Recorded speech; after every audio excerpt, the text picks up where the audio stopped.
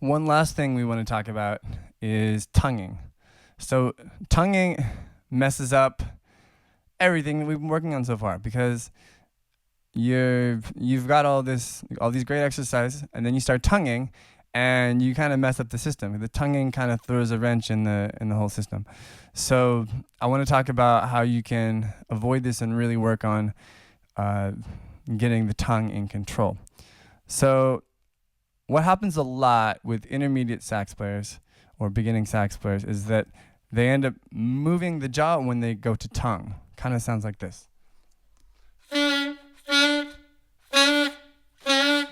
Like that. You hear that a lot.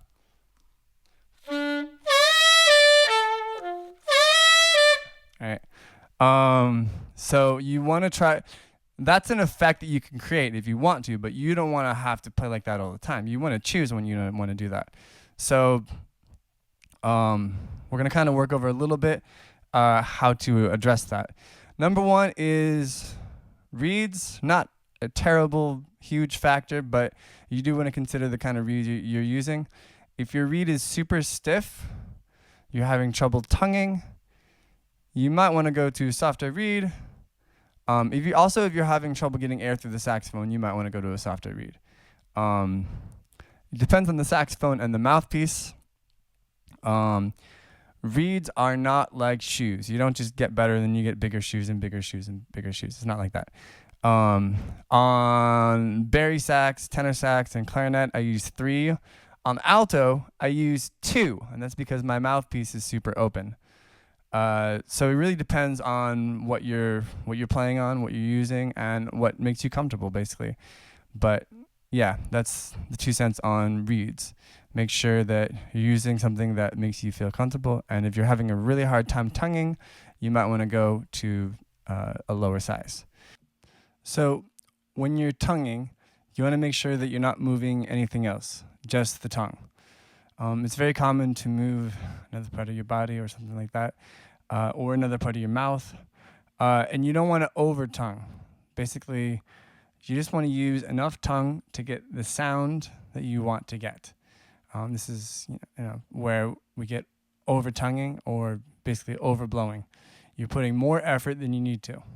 So just enough to get the sound that you need. And that comes often from overblowing, which is basically overblowing is when you're not aware of your sound.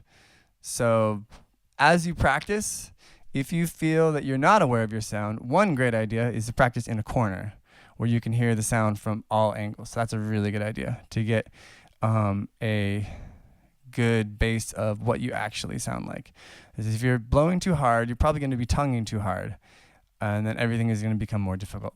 So that's an idea to take care of that. But so what you want to do basically is you want to go through everything that we've already done, but with tonguing, right? So you want to move through all of these exercises. So the dyads, the scales, and the octave exercise. And you want to do it with tonguing. Maintaining the same things that we worked on with those. So especially with the octave exercise, you really want to wait to tongue because you want to get control of that exercise without tonguing. But once you get it under your fingers and your mouth gets in control, you might want to try a little bit of tonguing on that exercise as well, because the tongue is what's going to get in the way. So now you worked on this great embouchure, and then you tongue, but then you over-tongue, and then you basically destroy the technique that you already worked on. So that's why you want to go in and add the tongue once you get control of the exercise. So yeah, especially with the octave exercise, do not add this immediately. You want to get good control of the octave exercise. But for example, so let's do dyads on G, for example.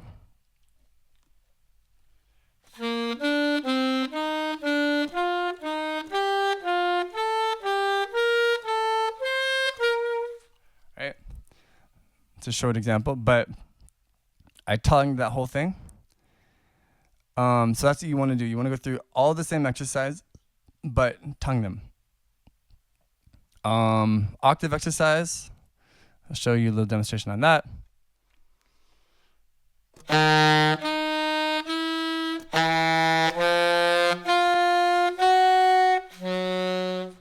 Right? This is not something you want to do at first. Something you want to do later on. Scales. I'll do a G scale.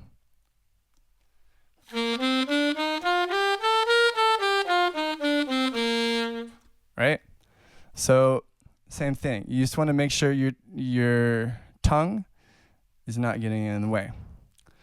And you'll also notice the precision. Another exercise you can do to just work on the tongue is to just work on the tongue just on a single note. So maybe a G.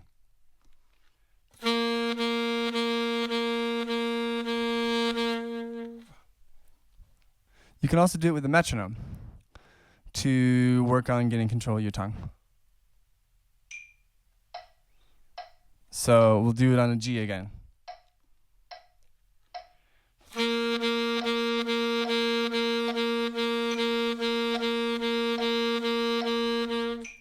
Maybe you want to do eighth notes.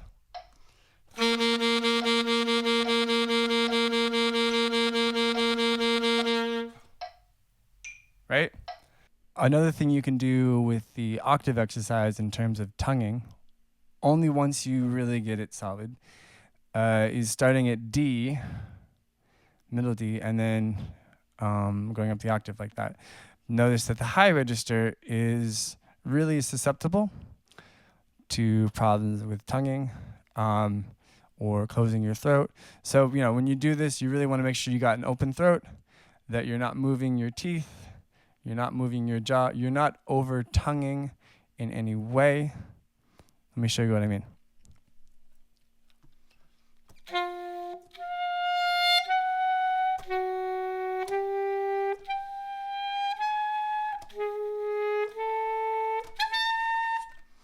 That. So you want to make sure that you're not tonguing too hard, make sure that your throat is open, and that you're not moving any kind of jaw when you're tonguing.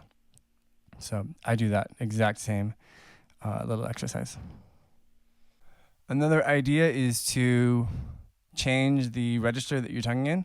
So you could do C to G or G to C, which is one of my favorites. So and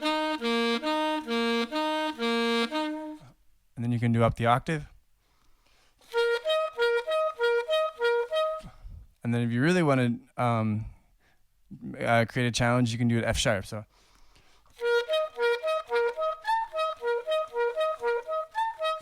again, this is without moving any part of your mouth, no pinching, right? And this is tonguing.